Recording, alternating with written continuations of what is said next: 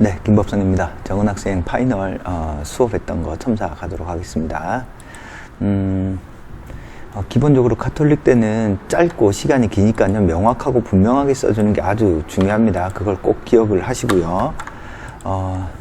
그리고 제시문사의 어떤 연관성을 정확히 보여주셔야 됩니다. 시나 소설 같은 문학 작품이 나오니까 그런 것들이 분명히 상징을 조금 해석해 주는 게 좋고요. 그래서 짧고 어떤 긴 시간의 특징을 가지고 있으니까 어떤 식으로든 눈에 띄게 어떤 좋은 글을 쓰는 습관을 조금, 좋은 글은 간단합니다. 일단 개념을 각 제시문을 개념을 분명하게 제시하고 제시문의 연관성을 고려하면서 글을 쓰는 것이 좋다.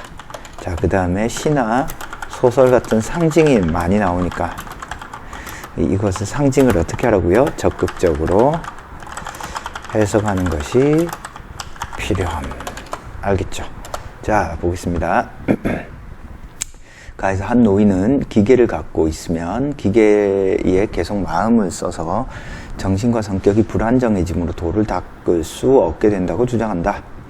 나에서 과학기술과 이렇게 단락을 나눌 필요는 없어요. 짧으니까. 나에서 과학기술의 진보로 스마트폰과 같은 디지털 기기들이 보편화되면서 우리는 중독에 가까운 디지털 의존 증세를 보이고 있다. 이를 가에 근거했을 때 기계가 갖게 됨으로써 기계가 없을 땐 평범한 행동들도 수행하지 못하는 불안정한 상태가 되므로 도가 깃들 수 없어 바람직하지 않다. 그죠? 이건 단락을 한 단락으로 나누는 게 좋고요. 자, 아쉬운 부분, 이건 제가 잠깐 설명을 드린 것 같은데, 이렇게 도가 깃들 수 없다는 것을 명확하게 해석해 주셔야 해요. 그죠? 도가 깃들 수 없다라는 건 뭔가 주체성을 상실한다라든지, 그죠? 아니면은, 수동적이고 된다라거나, 아니면 마음과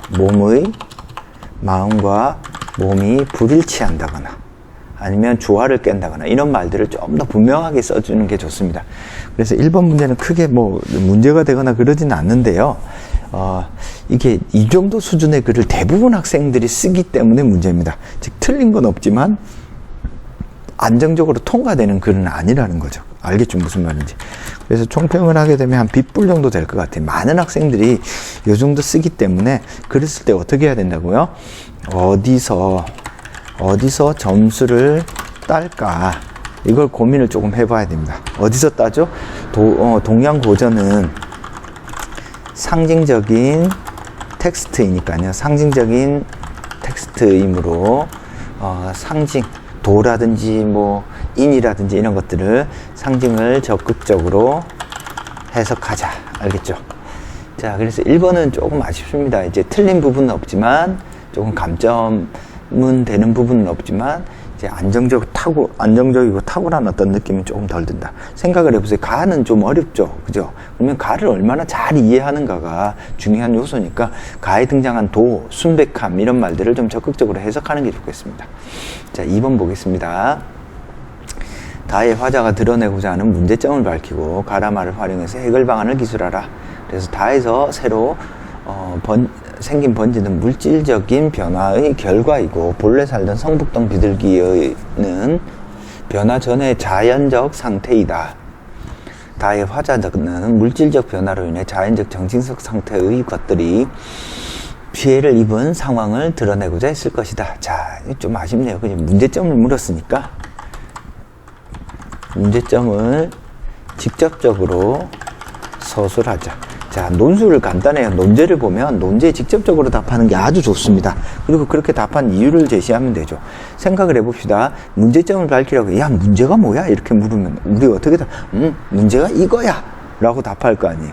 지금 이 문제가 뭐야에 대한 답이 조금 불분명하죠. 그죠? 화자는 물질적 변화로 인해 자연적 상태, 정신적 상태의 것들이 피해를 입는 상황을 드러내고자 했을 것이다. 그 문제 상황이 조금 불분명하니까 문제 상황을 분명하게 제시를 하려면 어떻게 해야 돼요? 문제 상황을 분명하게 제시를 하려면 예를 들어서 뭔가 어떤 자연 파괴의 문제, 환경 오염의 문제, 아니면 인간 중심주의의 문제, 뭐 이런 것들을, 아니면 자연과 인간의 어떤 공존의 문제, 뭐 이런 식으로 조금 더 구체화해서 문제를 직접적으로 서술해 주는 것이 좋겠습니다. 그리고 지금 단락을 너무 많이 나눴어요. 단락을 나누지 마세요. 짧은 글이기 때문에 단락을 나누면 내가 쓰고자 하는 말을 다 못 쓰게 됩니다. 알겠죠? 그리고 가 이런 것도 한 칸에 써도 됩니다. 이를 가를 통해선 기계, 즉 물리적인 것들을 멀리하고 정신적인 안정을 회복하여 도를 추구하는 해결 방안을 도출해낼 수 있다. 도를 추구하는 해결 방안을 통해서 어떻게 피해 입는 게 다시 되도록 하나요? 이게 지금 이렇게 어떤 논제를 보시면 문제점을 밝히고, 그죠? 문제점을 밝히려면 반드시 원인을 밝혀야지. 원인을 밝히고 이 원인을 제거해야 뭐가 되죠? 해결책이 나오죠. 이 해결책을 어떻게 찾아요? 최대한 구체적으로. 그래서 이런 형태의 문제를 쓸 때는요, 내가 잡은 문제와 그 문제의 해결이 아주 긴밀하게 연결돼야 돼요. 딱 읽는 순간, 이것처럼 하면 이 문제가 해결되겠네. 지금 어때요? 물질적인 것을 멀리하고 정신적인 안정을 추구하면, 요게 해결될까? 좀 두루뭉실하죠, 그죠? 구체적이지 않잖아요. 따라서 좀 그리 아쉽다. 라를 통해서는 다의 상황은 데카르트의 문법적 사고가 적용된 것이고, 자연과 물질로 구분 짓지 않고, 자연을 경시하고 파괴하기보단 중시하고 보존시키는 방향으로 해결 방안을 이끌어내야 한다. 말을 통해서 물질적 풍요 대신 정신적 풍요를 추구함으로써 진실한 만족감을 느껴 삶의 질을 향상시키는 해결 방안을 제시할 수 있다. 그래서 문제점과 문제의 원인, 그래서 문제의 원인이 제시되는 것이 필요하다. 자, 이 글은 총평을 하면요, 요거는 B 정도 주겠습니다. 아쉽네요, 그죠? 어떤 문제의 원인을 찾고 그 문제점과 해결 방안이 긴밀하게 연결되어야 한다. 알겠죠? 그 부분이 조금 부족해서 조금 아쉽고요. 문제를 이렇게, 이게 다도 마찬가지로 시잖아요. 가가 어떤 동양 고전에서 나타난 뭐 이런 얘기를 하면 다는 시니까, 시도 마찬가지로 정확하게 구체적으로 해석해 주는 게 필요합니다. 그 구체적으로 해석해 주는 부분이 빠져 있다 보니까 글이 조금 모호해진 거죠. 문제점도 모호하고 해결 방안도 모호해서 조금 아쉽습니다. 요거는 점수는 안정권에 들어가는 점수는 아닐 것 같아요. 알겠죠? 무슨 말인지. 자, 3번 보겠습니다. 부유한 나라가 약소국의 원조를 제공하는 이유들에 관해 설명하고 있다. 사의 화자는 바에 제시된 내용에 대해 어떤 평가를 내릴지 서술하라. 자, 보시면요, 바에 제시된 여러 가지 이유들 중 먼저 자선의 관점에서 원조는 사의 화자가 봤을 때 정의롭다. 자선으로서의 원조는 국가의 개입이 없이 자발적인 개인의 자유의사가 실현된 것으로 본다. 그래서 자선, 의무, 도덕적 의무, 어떤 책임져야 할 의무, 이런 식으로 나눠져 있죠. 일단 자선으로 쓴 것은 잘 썼습니다. 두 번째, 도덕적 의무의 관점에서 보면 자선은 사회의 화자가 봤을 때 정의롭지 못하다. 도덕적 의무는 불우한 이웃을 돕는 것을 당연한 의무이며 이를 시행하지 않은 것은 그릇된 것으로 간주함으로써 의무를 실현할 목적에 의해 개인의 소유권이 제한받고 있으므로 정의롭지 못하다.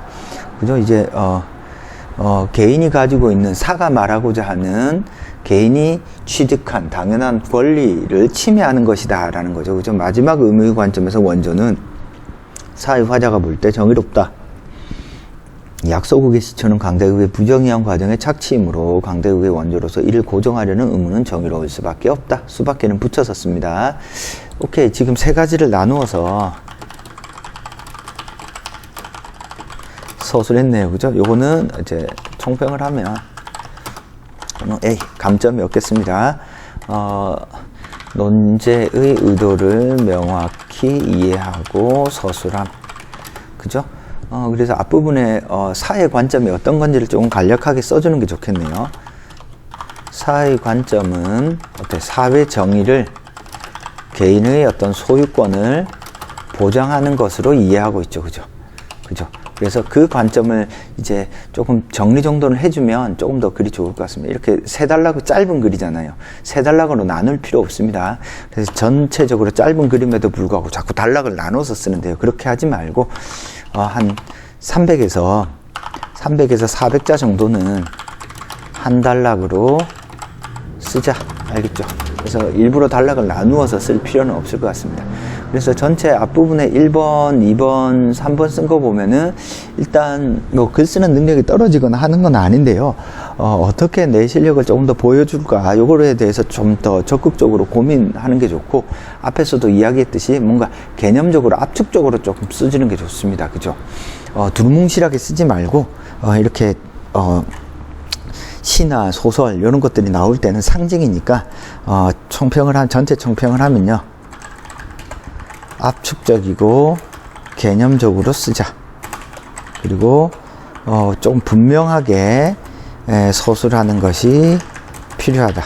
해결 방안을 내라고 했으면 해결 방안이 아주 분명하게 딱 제시되는 게 좋습니다. 알겠죠? 무슨 말인지. 자, 그래서 전체적으로 보면, 점수로 보면 B뿔 정도는 줄 수 있겠네요. 그죠? 통과될 것 같지는 않습니다. 통과될 것 같지는 않은데, 전체적으로 보면 한 10%, 15% 정도, 10에서 15% 정도, 10에서 한 13, 4% 정도의 글이 될 것 같아요. 그래서 좀 안정적으로 통과되는 글은 아니에요. 그러니까 글을 딱 읽었을 때, 와, 이 학생 똑똑하다, 이런 느낌이 확 들어야 된단 말이죠. 그러려면 개념적인 언어를 좀 더 적극적으로 사용하는 게 좋겠습니다. 자, 조금 이렇게 시간이 남아서 뒤에 거 하나 더 썼잖아요. 그것도 한번 볼까요? 제시된 방법 중 일탈행위를 분석하는 방법에 따라서 분석하라. 그래서 다리우스 왕은 칼라시아족과 그레시아 사람들의 시신처리 풍습 간의 차이를 없애고자 두 집단의 다른 집단에 적용시키러 가자 일탈이 발생했다. 가히 기능론적 관점으로 분석하는 것이 적합하다.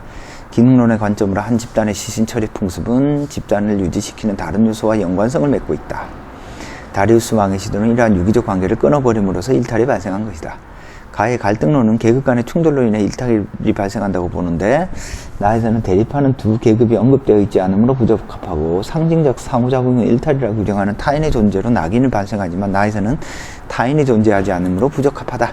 자, 요건 틀렸네요. 그죠? 요거는 감점이 조금 있겠습니다. 요거는 상징적 상호작용으로 해석하는 것이 필요함. 자, 상징적 상호작용은 뭘 필요하죠? 세계의 관계잖아요. 그죠? 일단 자기 민족, 그리고 그 민족에 해당되는 반대되는 타자, 그리고 그리고 일탈행위, 그것들 사이에 연결하는 어떤 타자, 요 세 가지 삼각형에 따라서 이루어지는데, 지금 두 족이 어때요? 시신을 먹는 행위를 보면 하나의 민족은 다른 민족을 타자라고 보는 거죠. 즉 칼라시아족에게 그레시아 사람들은 타자가 되는 겁니다. 반대로 그레시아 사람에게 칼라시아족은 타자가 되는 거죠. 이들의 어떤 시신을 먹는 행위라든지 화장을 하는 행위는 어때요? 서로가 서로의 보기에는 타자로 보고 그 서로의 행위가 일탈행위로 보이는 거죠. 따라서 요거는 어떤 정확한 독해가 이루어지지 않은 좀 감점이 있겠네요. 그죠? 그래서 카톨릭 때 문제를 쓸 때는 답이 딱 정해져 있다라고 생각하고 정확하게 써야 됩니다. 그죠? 답이 무엇일까 고민하고, 그 다음에 그 답을 압축적이고 분명하게 제시하는 것이 필요하다. 알겠죠? 무슨 말인지. 그것만 돼도 충분히 좋은 글을 쓸 수 있습니다. 설명은 여기까지 하겠습니다. 자신감 가지고요. 카톨릭 때 문제를 한 두세 개 정도 더 써보시면 대략 어떤 식으로 써야 될지 감을 잡을 것 같아요. 설명은 여기까지 하겠습니다. 감사합니다.